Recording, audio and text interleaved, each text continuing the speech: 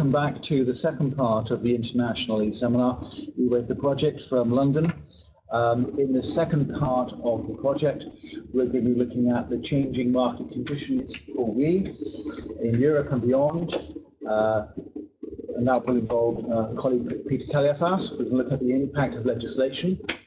We're going to look at recycling and reuse in the circular economy. Then we're going to move to a summary position.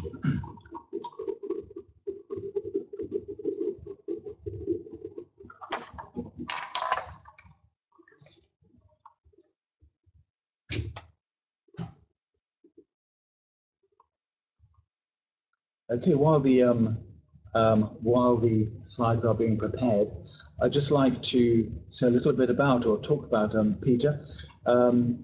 Welcome, Peter. Peter is coming from Lewis, isn't it? Yes, South Coast. South Coast. Peter, I've known Peter for some time, well-known expert in the field of waste management for many years. Peter commenced his career at Barclays Bank, developed a strong interest in the environmental sector. He became self-employed in 2007 and has a particular interest in the circular economy and WEEE. And on that note, I'll hand over to Peter because Peter is clearly in an excellent position to talk about why it matters. Thanks very much, Chris, and welcome to the participants from all around. I've been asked to provide backgrounds to the wider implications of electrical and electronic waste and why it actually matters, because people are familiar with what it is, what the legislation is, but I think it's important that we understand the wider context. So I really just want to go through a number of areas just to build a story for everyone. And the first thing I want to do is to put matters into context in terms of the actual tonnages, both in a global and a European context. Talk a bit about the regulatory environment that affects the European Union and the 28 member states within it. Talk about the economic and environmental challenges and also the illegal exports of WEEE, which is a massive problem all around the world. And then really just build up the concept of the circular economy, which I've got a particular fascination about. And then finish off not with a summary, but a proverb, and I'll explain what the proverb relates to. So hopefully everybody can see this. These statistics I've taken from known sources, and hopefully they are broadly speaking correct. But the key thing to draw out on this one is in the first bullet point, really, because what we can see here is they're saying that based on the production of electrical and electronic equipment, there's about 50 million tons of it produced in the world each year, and it's likely to reach that by the beginning of 2018. Now, to put that into context, and I know it's a bit extreme, the UK population is around about 60 million. So you could be saying, if you wanted to distort the statistics, that the UK population produces 1 million tons of e-waste per head of population. That's the context. We've got some examples in the slide that shows the breakdown of some of the UE or WEEE arisings, and you can see predominantly you've got computers and mobile phones referenced in this. And because electrical items are becoming mainstream, we're finding that new design, new tastes, new fashions are part of the demand drivers that are causing the e-waste arisings. If we touch upon the European e-waste growth, again, we've talked about the global one. I think the key thing here is to look at the second point. And as we can see, it is still growing. We've got the same items of equipment forming part of that growth, such as computers, TV sets, fridges, mobile phones. And again, it's one of the fastest growing waste streams in the European Union. And that makes logical sense because we've got population growth. We've got electrical and electronic items being a fashion accessory and a critical need in some aspects, and which is a direct correlation. So hence why we're predicting 9 million tons to be generated as at 2005 and increasing to 12 million tons by 2020. So again, significant challenges. But likewise, when you look at the recycling and the reuse of both used electrical and waste electrical, you end up with substantial opportunities in equal measure. This is just a very quick slide for reference purposes. I don't intend to dwell on it in too much detail. The map you've got on the right-hand side of the slide is the European Union, representing the EU 28 member states, and I'm ignoring the issues around Brexit for the moment. But what you do find within this is that the European Commission sets out a number of directives which are guidance documents setting out how legislation should be implemented amongst each of the 28 member states. And in relation to waste electrical and electronic equipment, the WEEE directive is the principal one upon which all further legislation has been developed.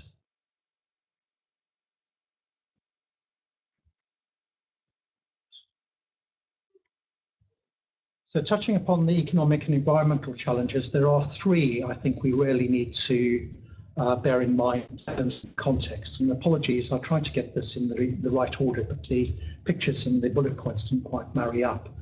But the first one really covers the two top bullet points, the supply chain risks, because there are critical rare earth elements that go into the manufacture of electronic equipment specifically, and some of those are represented at the bottom. For example, you've got terbium, scandium, and the others. And more importantly, on the output side, you've got illegal exports of electrical and electronic items that are disguised as original equipment as opposed to waste, and that creates massive opportunities, not principally for the UK, but for other countries around the world, as we'll see. Again, I want to pick up a couple of key points here. The first one is there is an international black market for this, and the environmental agencies and the legislators are playing a catch-up game to prevent this from happening. And I think the second point is reasonably sort of pertinent, that it's easier to actually export a TV screen to, say, Ghana than it is to actually recycle it in the USA. So somewhere along the line, producer responsibility has actually come off track. And here it's a slide I've taken from a reference point where you can see where the exports of electronic waste disguised as original equipment is being exported, for example, to the likes of China, Africa, as we know, and beyond. And that's creating a massive environmental issue for the countries concerned, although the environment agencies, principally in Africa now, are working very, very closely with the legislators in the European Union and beyond to make sure we can bring this to an end. Again, pictures paint 1,000 words. You've got uncontrolled treatment of electronic and electrical waste here. And you've got the environmental consequences, not only to land, but to water, to human health, and to the environment generally, as can be seen. The picture at the bottom left shows, I believe, if memory serves me right, a person in China actually stripping equipment down by hand with no protection, using fires and other thermal devices. Completely unacceptable. So I've mentioned at the outset we're going to talk about the circular economy, and the key thing here with the circular economy is to differentiate it from what's termed the linear economy. So a linear economy is one where you'd extract the rare earths, the other resources needed in manufacture and production, and at the end of life, the items that we commonly use would just be discarded, typically to landfill, and they would never be reused or recycled again, and that is the linear economy. What the circular economy is trying to do is to actually make an item of equipment go around a production cycle more than once. And in this instance, reuse is a classic example of the reuse economy in operation, and the recycling of materials, if they go back into manufacture, again, is a very good example of the circular economy in action. And that picture at the bottom illustrates the concept in its entirety. This is a slightly busy slide, but I'll try and take you through it. What we're looking here is the normal economics between the market and its customers and the producers and its suppliers and the risks that actually are associated. So within the circle itself, you've got the producers of equipment and ourselves as the consumers, the customers. And within that, you have the component suppliers, whether they're first tier, second tier, or third tier. Outside the circle on the bottom left, you have typical economic models impacting in terms of supply and demand and price elasticity. And that actually impacts on our decisions as well as business decisions as to what action they take. And on the right-hand side, you've got supply-side risks, as I mentioned earlier, which create business risks for business. And these are now being acknowledged because they're creating pressure points for business in terms of cost, which they can't pass on to their consumers. On the converse side, when we're looking at the end of life, we've got the same circle, but we've got a slightly changed dynamic here in that we have consumers such as ourselves, householders, businesses, and we've got the waste companies who actually are legislated to deal with the waste tonnages arising. Likewise, we've got three external impacts. We've got regulation that stems from the European directive, as I mentioned. We've got infrastructure that's needed to process and treat the materials in accordance with that legislation. And where the e-waste project sits in is at the top, where you need the training, skills, and competence to ensure that professional standards are set in this dynamic. The final one, this final slide is slightly complicated, but in principle, it's very similar to the two models I mentioned earlier. If you look at the bottom right of the slide, where you've got the customers and the business, that is the first slide we saw where we had the market and the customers and the dynamic. And you can see the first extraction supply coming in there as a supply side risk. To the left, bottom left, you've got the business customer and the consumer customer interacting with the retailers or with the producers. And you've got that sort of, this is what we like, this is the design features we like, this is the price we're willing to pay, and that dynamic follows through.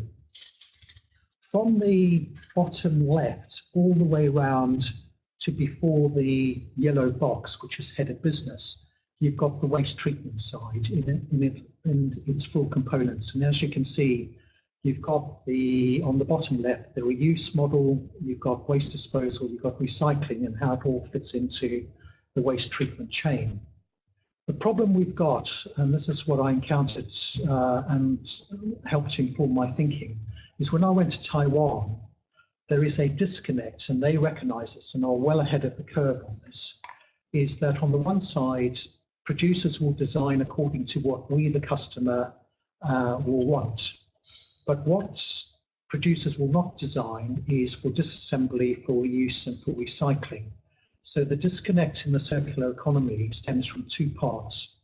The first one is when the material comes in through the waste treatment side, if that could be easily disassembled or easily recycled or easily reused, those critical components could form part of the resupply chain. And on the slide, just above the yellow box, you'll see a red arrow showing resupply. The other critical one is to ensure that the materials that are coming through are of sufficient quality and of sufficient specification to be wanted by business so that they'll be willing to pay for it. So that in itself creates the circular economy. So you need the design side to apply both to the sales side as well as to the waste side. I mentioned a proverb which I wanted to leave with you.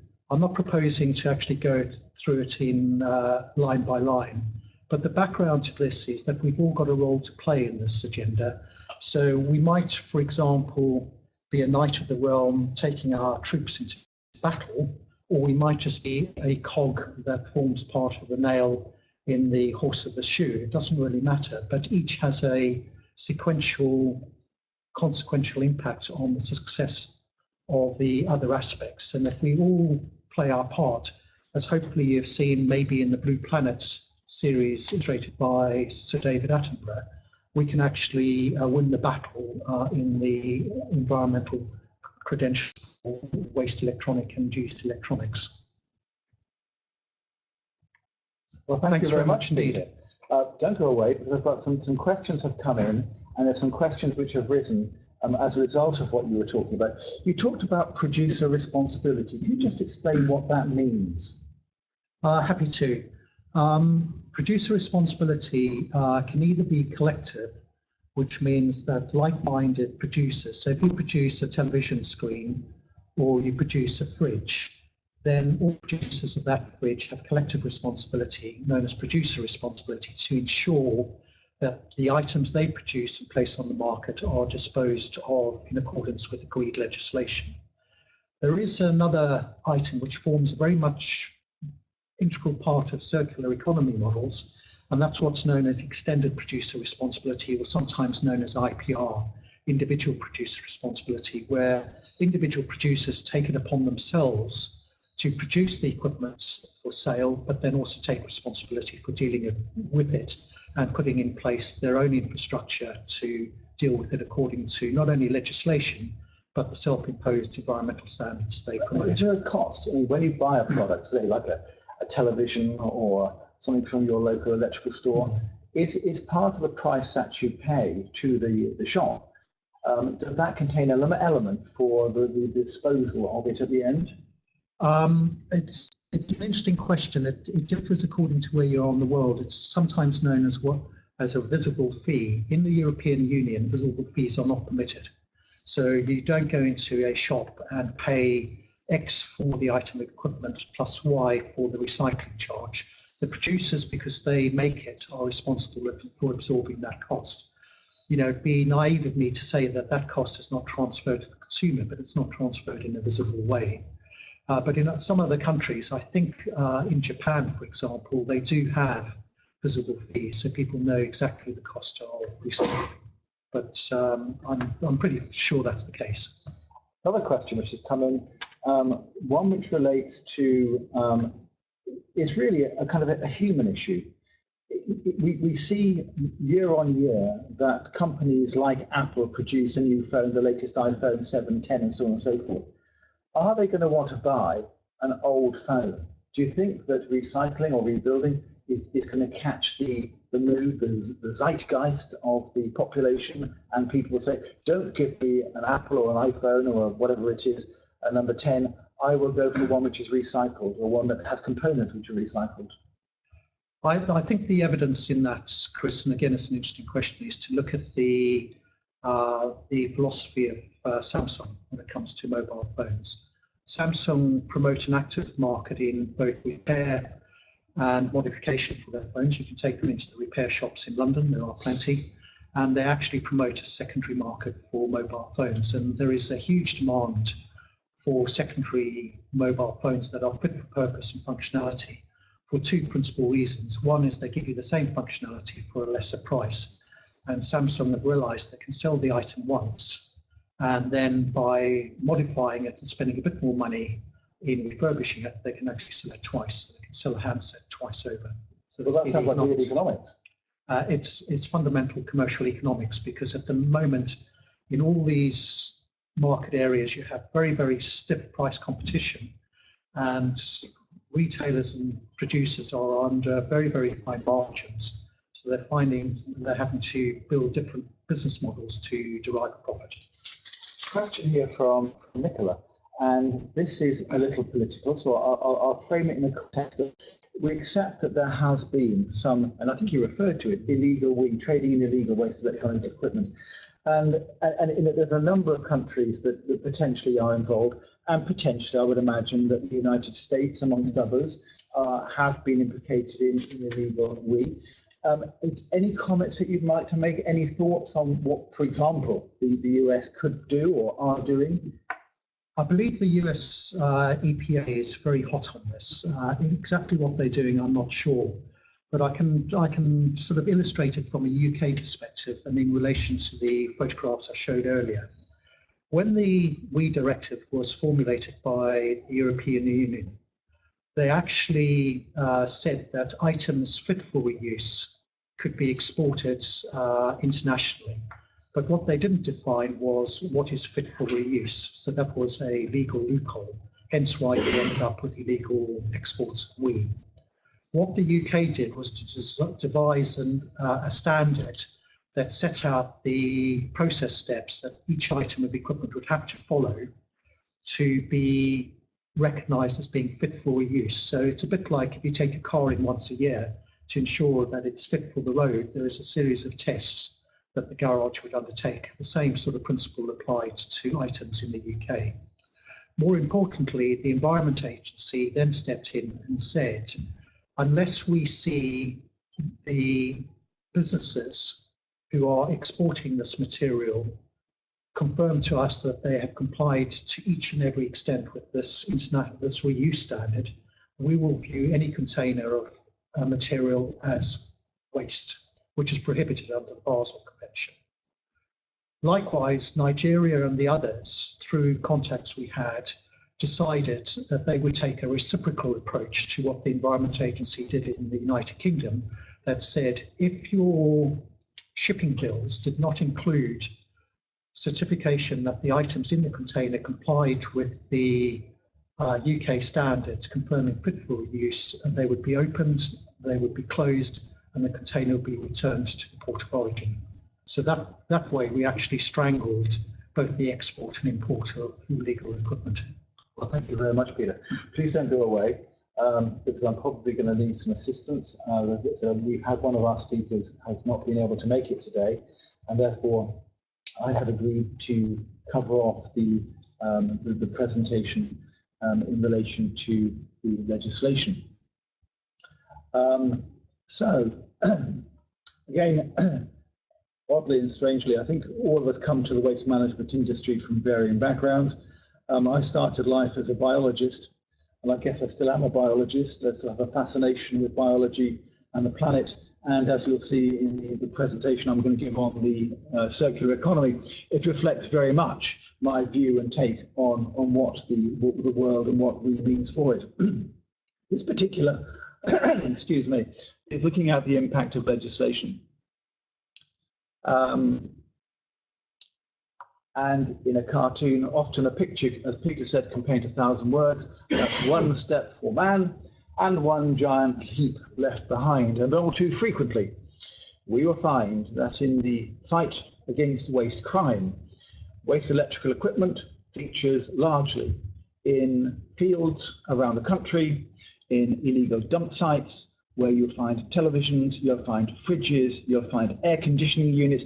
Any number of WEEE items have been left behind, and the cost to clear them up is absolutely enormous. And of course, what we've got to look at is that, first of all, waste electronic and waste is one of the fastest growing waste streams in the world, and estimates, I think Peter referred to in Europe, is between 3 and 5% growth each year of waste electrical and electronic equipment, which in real terms is a huge amount. And as a result of the issue regarding WEEE, a number of directives have been put in place. And just for the record, a directive is defined as a legal act of the European Union, which requires member states to achieve a performance result without dictating the means of achieving that result. And if you were to therefore put it in inverted commas, it would mean, here's what you've got to do. We don't care how you do it, just do it. And in essence, that's what the directives are. And beneath the directives, we have a number of regulations which add more depth, colour, and detail to what is all about the directives. And please do contribute, Peter, if you feel there's more things that you want to add here. Listing here are the dates, therefore, that the various directives came into operation. In February 2003, the first came into actual operation within Europe, 2007 in the United Kingdom. But importantly, April 2017, the European Commission adopted a common set of calculation tools to help member states report on their WEEE collection rates. And that really is very important, because unless we're talking about the same thing, it's very difficult to report just how much WEEE is being delivered. I spoke to Peter earlier or yesterday, and we were talking about the fact that in some cases they report 2 million tonnes, others 900,000 tonnes. And I think that's probably something, Peter, that they're not quite sure exactly how much it is. Yeah, but I think that's right, Chris. The issue here is we know what comes on the market because the producers are obliged to report it. So we know how many sales are made.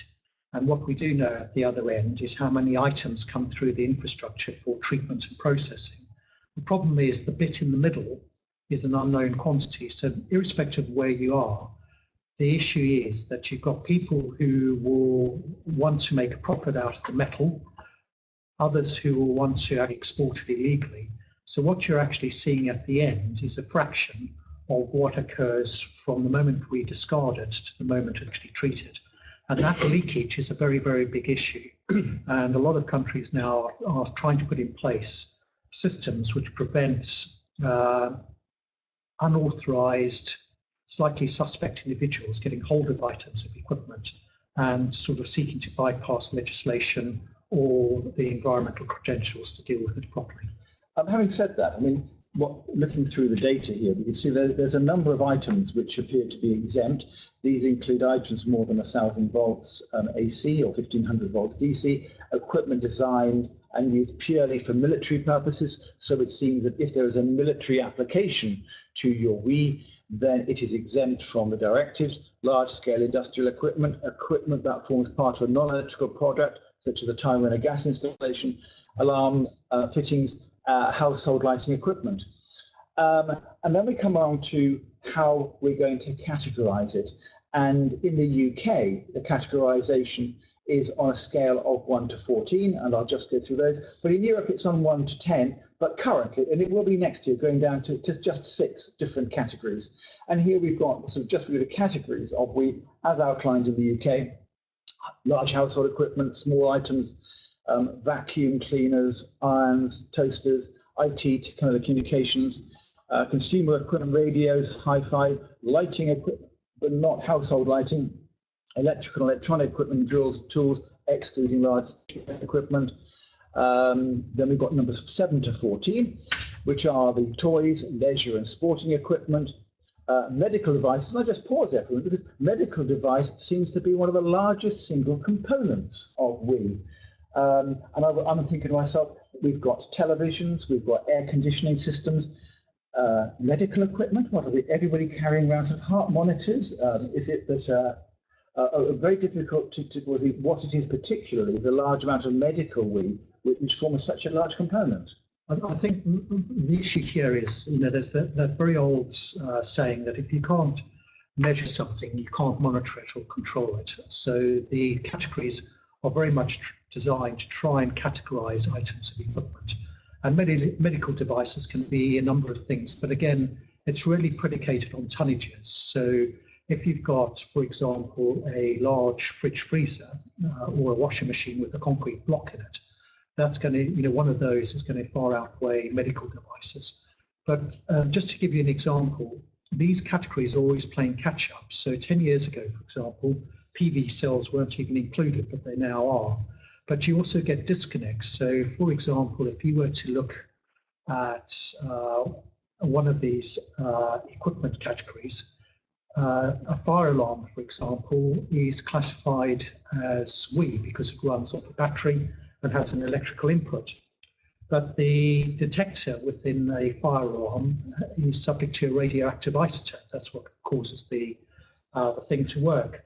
But because radioactive isotopes are covered by other legislation, it means that people involved in WEEE can't treat fire alarms because they come under radioactive legislation, not the WEEE directive. So you've got these disconnects that sometimes cause interesting outcomes. You can see here we've got photovoltaics, other solar panels, because clearly it seems that the number of people now who live in sunny areas or even areas of low sunshine, the number of solar panels are going up, and the early ones had a very limited life, And I would imagine that the photovoltaic cells are now ending up clearly as we, and clearly they can be refurbished and potentially they could be moved on. Looking at the we from the UK perspective, we can look at the producer, businesses, electrical equipment, UK market, manufacturing, so on and so forth, sold under this brand. We have the small producer, businesses, places less than 5 tons of electronic equipment in the UK market in a calendar year. And then you've got the businesses who sells the E to other businesses through the internet or through other catalogs. And then we've got the distributors in the UK, and they can opt to offer in-store take-back of goods free of charge.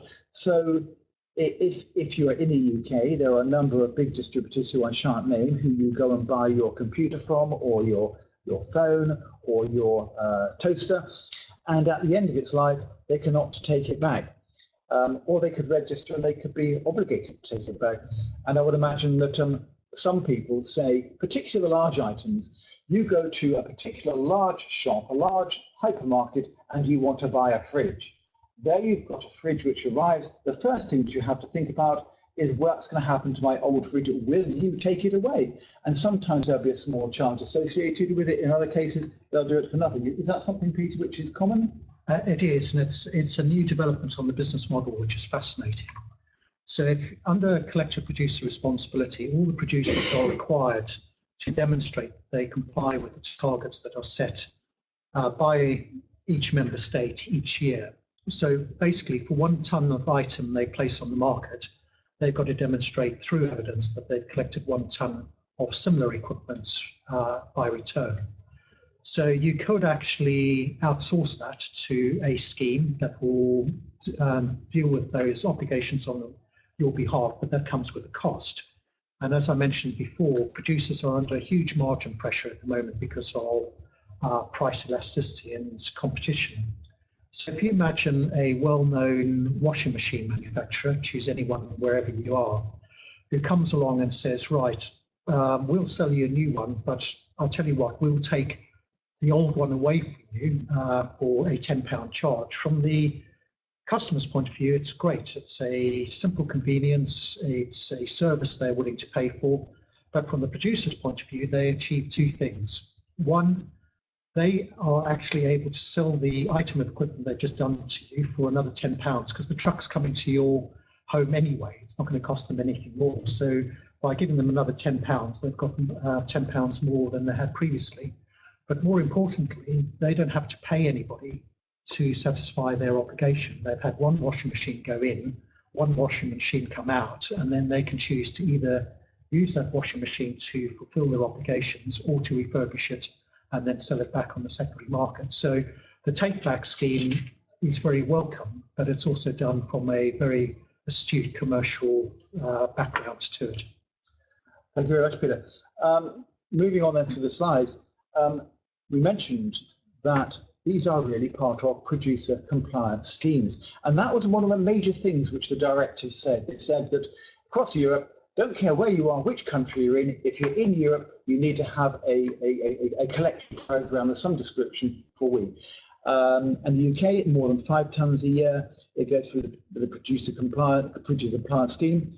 Less than 5 tons a year, small producers register with a producer compliance scheme, and with the 4 regulators, which in England, and I have to admit we are a relatively small company, and I have to admit that we also seem to have a large number of regulators. We have a regulator for England, which is the Environment Agency. We have the Scottish Environmental Protection Agency for Scotland.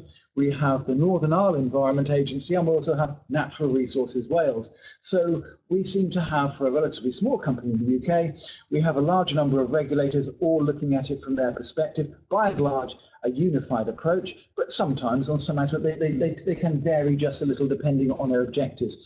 But all products are marked with a crossed-out wheelie bin symbol and produced with an identification mark. And it is an offence to place electronic or electrical equipment on the market and not be registered. And so we come on to the compliance scheme in the UK. The collection targets are set. How much? In 2015, it was approximately 4 kilograms per person. Going forward, we're expecting 65% of all WEEE that is sold commercially to be returned through to some kind of compliance scheme, so that not only 35% will go outside of it. And it's difficult to know exactly where that can go. Last place we want it is on the side of a road, best back within a compliance scheme. A share of the surplus is part of the compliance scheme, and demonstrate compliance by either sufficient physical evidence or compliance fee payments. Chris, can I just answer one question which has come out, which is about what about over collection of WEEE? Yeah, very good question. Big issue previously, and certainly when I was involved in WEEE previously, the over collection was absolute.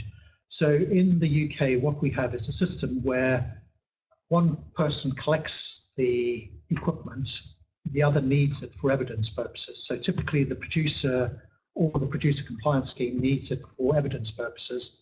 But when the system was set up originally, there was one particular compliance side who spotted the loophole in this, and they went and obtained contracts from all the supply sides, so the local authority recycling centres, to deal with their waste equipment. Now, that meant they had all of the tonnages under their control, which the producers needed to demonstrate evidence. And the producers had to pay irrespective of what was collected. So the oversupply was actually a distortion of economics. Thank you very much, Peter. I'll have to move on. We've got a little bit of a few slides to get through. The regulations apply to very different responsibilities from business to business and business to consumer. Business to business applies more directly responsibility to producers in relation to who they supply. Business to consumers work with collective market share approach, and business to business includes non-commercial organisations such as the public sector and charities.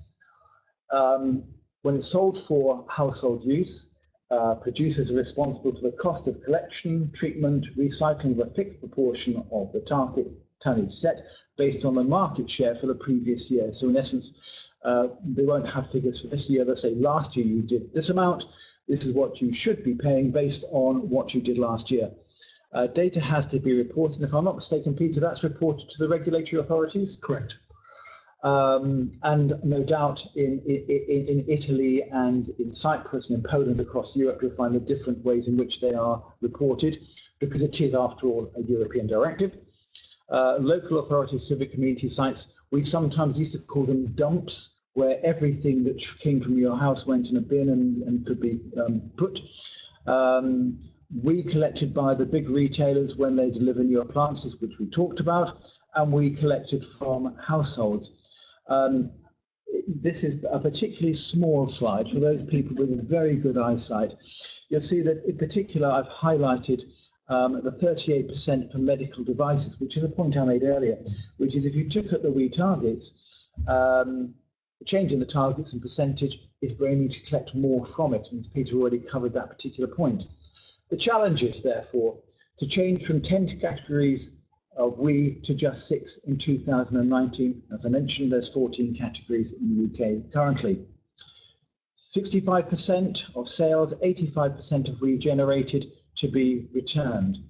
A weight-based system leading to material being recycled when it could be reused instead. Circular economy approach, which I'll pick up again in a minute or two, to create a more sustainable approach.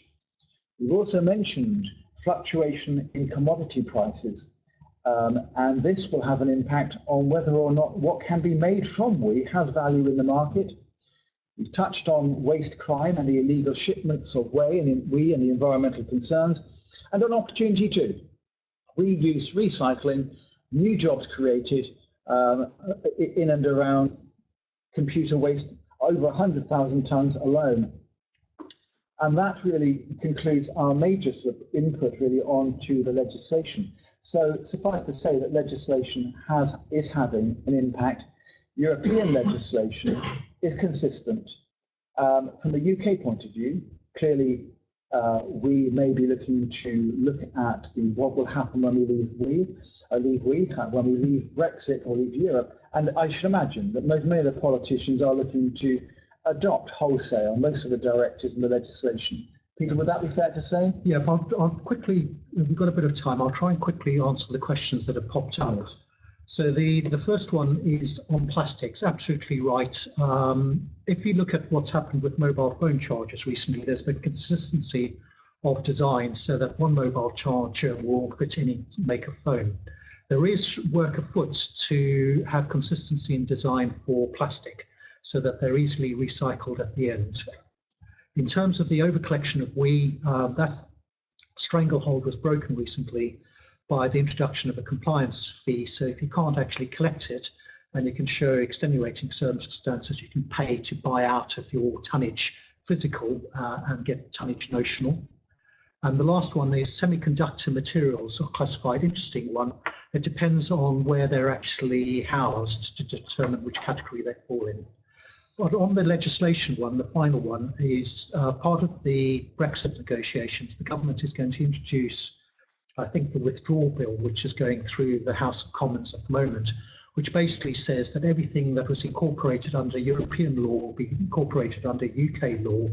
So you'll get a mirror pre-29th of March 2019, as well as an exact mirror post the 30th of March 2019. And then going forward, the UK Parliament will determine what amendments need to be done. But for the time being, it will be seamless. Thank you very much, Chris. Thank you for your help on that one. Very, very, very welcome. My pleasure. Moving on rapidly, as they say.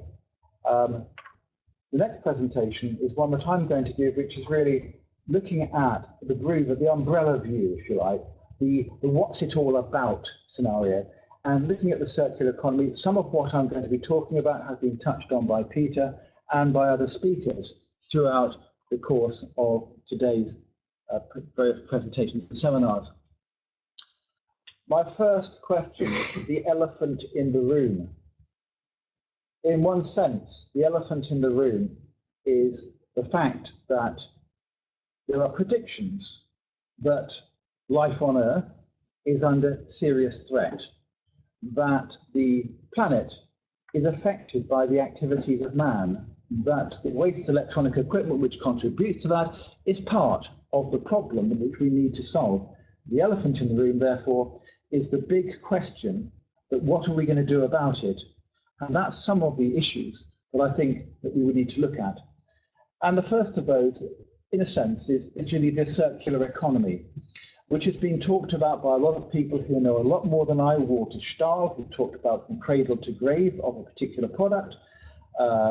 We've talked about the various people various trusts who've done a lot of work on the circular economy, but defined as an industrial economy that produces no waste or pollution by design or by intention.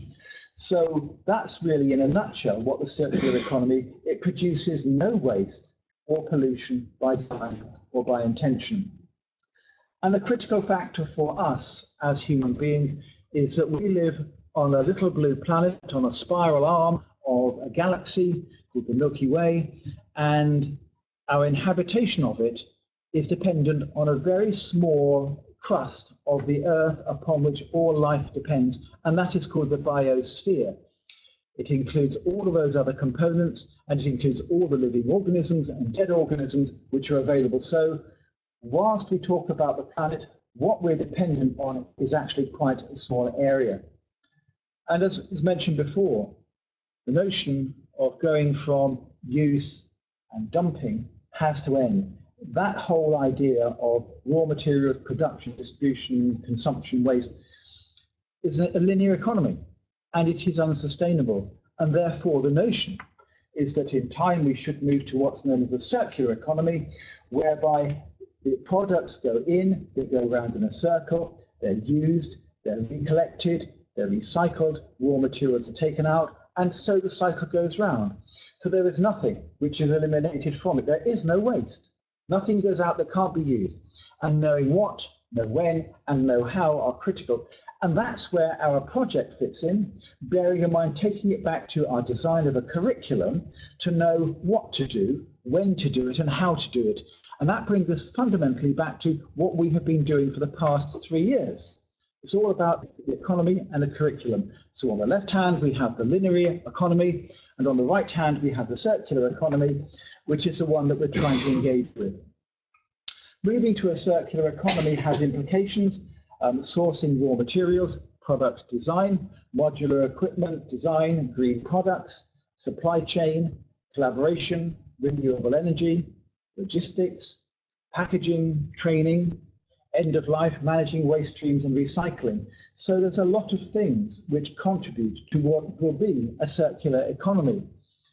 Design, going back to the issue here, is design is fundamental.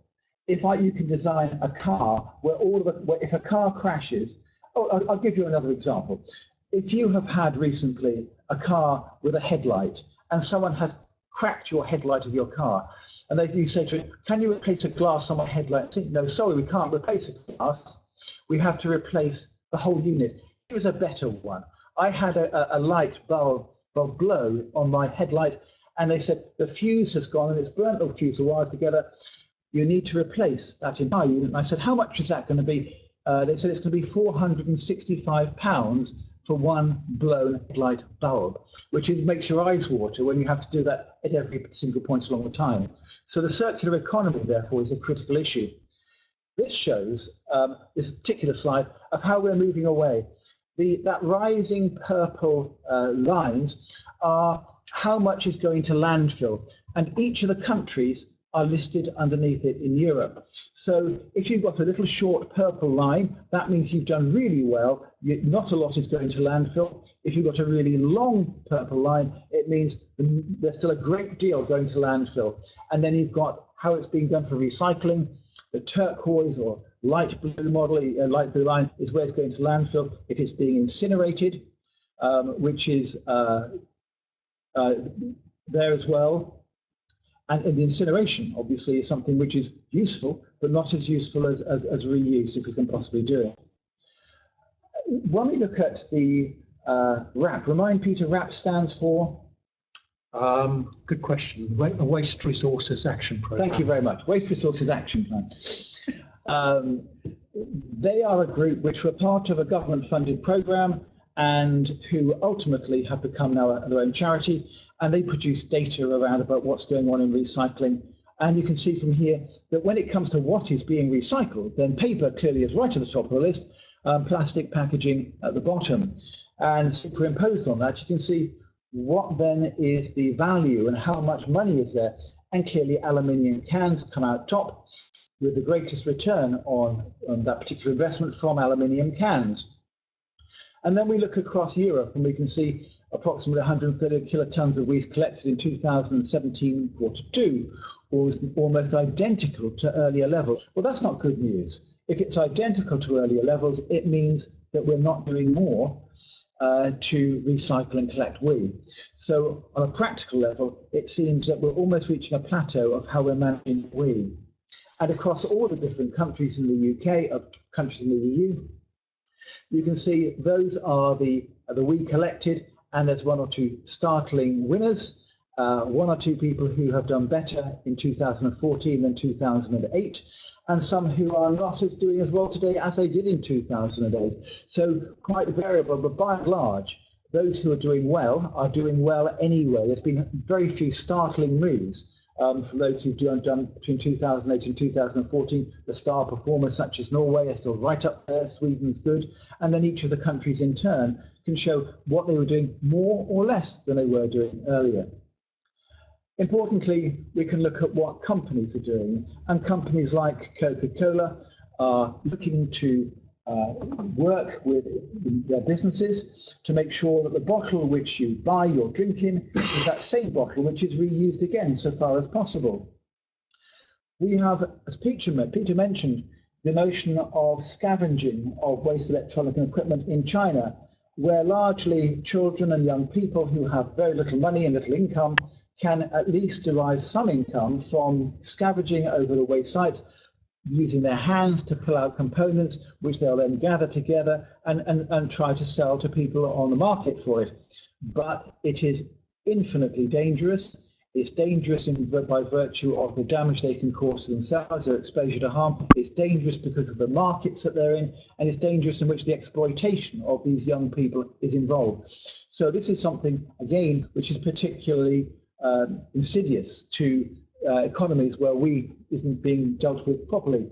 And again, in Ghana, you're on We Vision. Again, the same picture really of children scavenging waste sites in order to pick up bits of waste in which so they can make some kind of income from it, and without anything on their feet. When it comes to the waste electronic equipment, the drivers of the circular economy, there are several things which will make it move forward. One is a population rise and competition for resources, which I will return to. The fact is that the population of the planet continues to rise. The number of people we share the planet with is getting bigger. Some of the resources which we have are getting more increasingly difficult to extract, or for other reasons we can't get at them. The secondary markets are volatile. We suffer from climate change. Yesterday I was talking to Carl about the Gulf Stream and the fact that melting icebergs, it could end up with a faster decline in the movement of the Gulf Stream than we've ever really anticipated. And without moving to a doomsday scenario, I think we are kind of on the brink really of what we're going to be doing in terms of what activities we can get. And then we have issues such as climate disputes and conflict in areas which are there. 3.2 million years ago. This is Lucy. Lucy was one of the first identified people on the planet. She wasn't very big. She died because she fell 40 feet, 15 meters to my European colleagues, from a tree. And her body was found, but she is literally one of the earliest people that we had on the planet. And the reason I put this here is to indicate, really, we have been on Earth as humans in one way, shape, or form between 6 million years or so.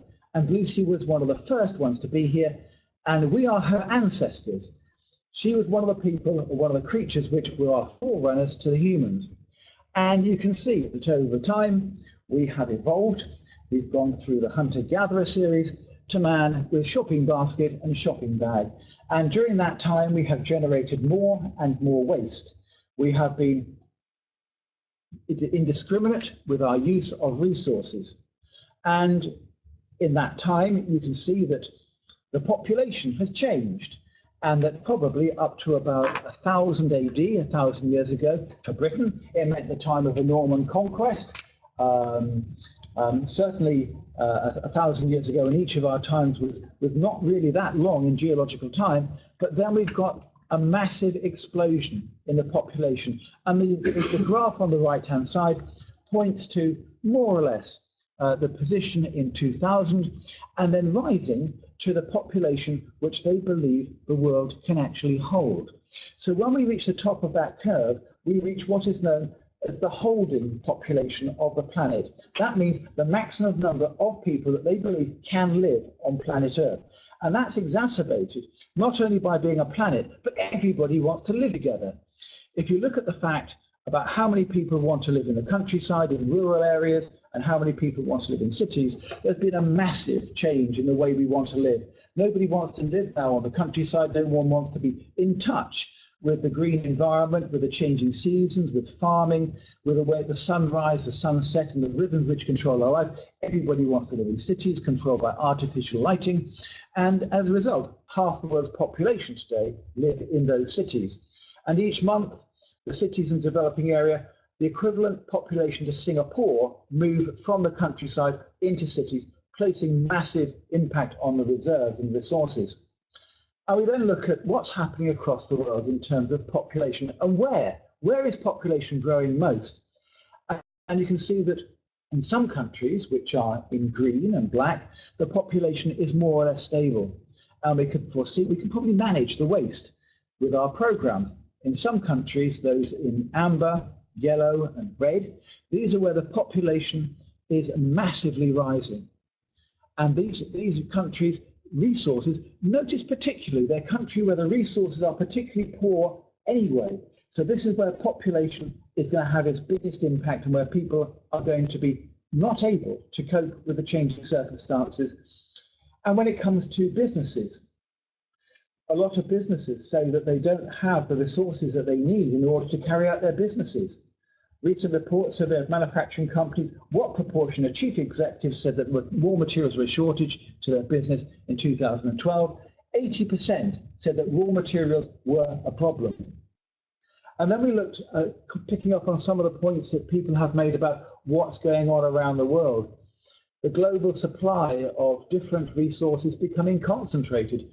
You can't get everything from where you want to. There are only certain places in the world where we can actually get the resources that we need in order to build the we that we therefore are going to create. And one of the issues is conflict. Vast areas of the country, or some countries, which were once available to gather the resources, to mine, to create the wealth, to create the we, they're engaged in conflict to such an extent that no longer can they get those parts, get the resources out. And then we look at global warming and the UK. And the fact is that the prediction each year, we see parts of Europe, we see parts of all of the countries that we're involved with underwater. Is it simply a coincidence that we're getting more flooding, or is it an indication of global change, climate change, and flooding? And that in itself is going to have an impact, because land that was once available for arable, for growing, for commercial reasons, is no longer going to be available. The amount of land upon which we can work is getting less.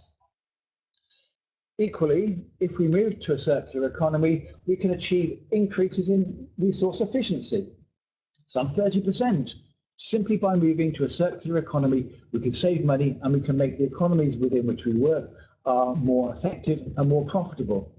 And again, this reflects the same. The impact on GDP are such that we can expect gross domestic produce, how much a country earns, what it actually makes in terms of its wealth, can therefore increase. Market drivers. These are the things which are going to make people move forward. What's going to take them to move from that second-hand phone as being desirable, that fridge or that freezer, that Bosch washing machine or whichever one that's been refurbished, what's going to make them say, that's the one actually I'm going to go and buy? Part of it, of course, is the efficiency in the global supply chain, the values of secondary raw materials, brand image. Look at how many companies that you and I know of who are now capitalizing on the fact that they have to have some kind of green credentials.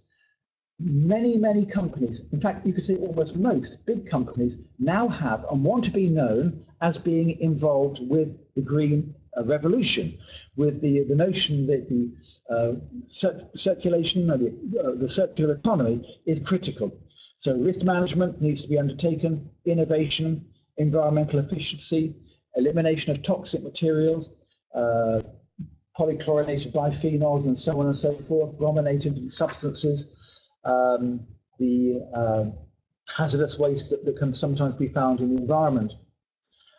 And finally, I think one of the issues and one of the things that we come to is the fact that here we are in 2017.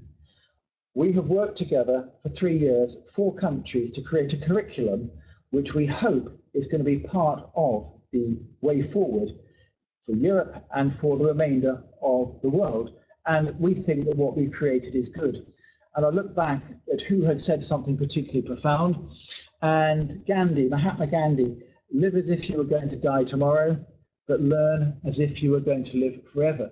And I think, therefore, the implication for this is to learn as if you're going to live forever, which means that we do not stand the opportunity not to learn. We must keep going.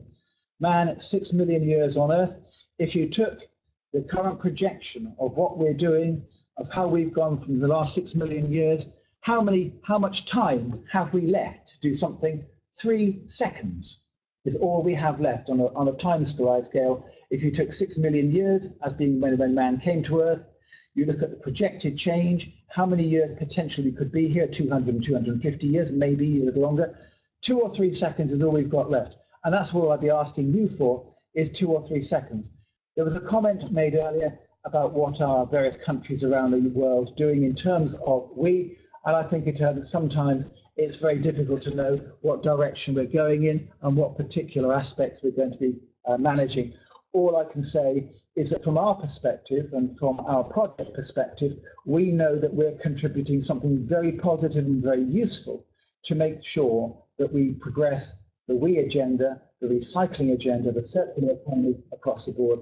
Thank you very much for listening. Can I just add a couple of observations while we've got a minute left? The first thing is on the circular economy.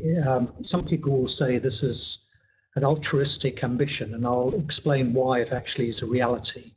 And we've also got to recognize that there are some countries within the world that are not yet achieved the same economic status that, say, the G20 has. And we've got to recognize that their needs need to be catered for. But separating that to one side, those countries which can do it should do it. Now, a number of us fly internationally every year, but has anybody stopped to think about what happens to a plane when it reaches the end of its life? Well, there is a whole design feature in a plane, either from a Boeing or an Airbus, for its end of life. So, for example, most of the planes that take off and land nowadays are doing so on retread tyres. So bear that in mind when you next take off from a London airport. Some of the engines are reconditioned and reused. Critical components are reused as secondary materials in the maintenance of airplanes. All this is done by the aircraft manufacturers because of one principal reason. One, it is extremely costly to buy in original equipment for spares maintenance, so why not use something that is perfectly capable of doing the same thing and is certified and regulated as such. So most of the aircraft that come to their end of life, either they go back into the secondary market and get bought by other countries, or alternatively they get dismantled and they, from landing gear to engines, from seats to toilet seats to pumps to wing parts, all of it is used in new aircraft maintenance programs, and they fly perfectly safely as well as a result. So the circular economy does work. It just takes a drive and ambition by certain companies to do it. Thank you very much, Peter, for that. Regrettably, all good things come to an end. And on that particular note, I'm aware that you have been listening to this for some. Thank you very much to our audience. I'd like to hand over to Stefano, who has been our leader of this project for the last 3 years, who has tolerated us, who's put up with us, and who has been our leader, and ask him to really to summarize, and I'll join in to say some of the comments as well. Well, thanks, Chris. Thanks, Peter, for this second part of the international seminar. And at the end, my conviction after all of this presentation, input, and data that partners gave during their presentation, my conviction has been reinforced that this project, the EwasteR project, was in a certain way necessary. Necessary means that also for me, it was the first time that I explored a new area, thematic area, learning area, the we management, recycling and reuse. And I comprehend after this seminar, this presentation, that a lot of aspects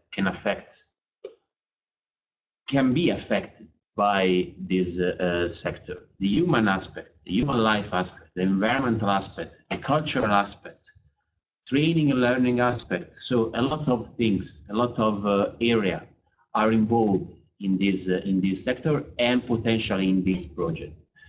Of course, we couldn't cover all the thematic, all the issue connected with we management, recycling, and reuse. But we hope to give, of course, among us, but also to Europe, an example, a model to work together, a model to develop something innovative for an innovative sector, for a new sector, which is implemented in different way across the European countries under the European legislation. So my hope is that we created a model. Repeated to work, to cooperate, and to develop something new. I hope that some of the content I like in this seminar will be included in our deliverable, official deliverable. Particularly, you will find this deliverable, as I said before, on the project website. By the end of the project, they will be available for everybody. I can repeat, of course, the profile, the curriculum, the learning material, the handbook, newsletter, and the opportunity for young entrepreneurs and companies to be involved in mobility program across Europe through Erasmus for Young Entrepreneurs program and scheme. And potentially, I hope that this is not the end. It's not an end for us and for the result we achieved. And I hope that we can have also other opportunities under European Union umbrella, of course, program and scheme. I learned that this project, the activity of this project can also be implemented, could be implemented, developed, and transferred to other countries. For example, third country in Africa, where we are cooperating with an organization in Kenya.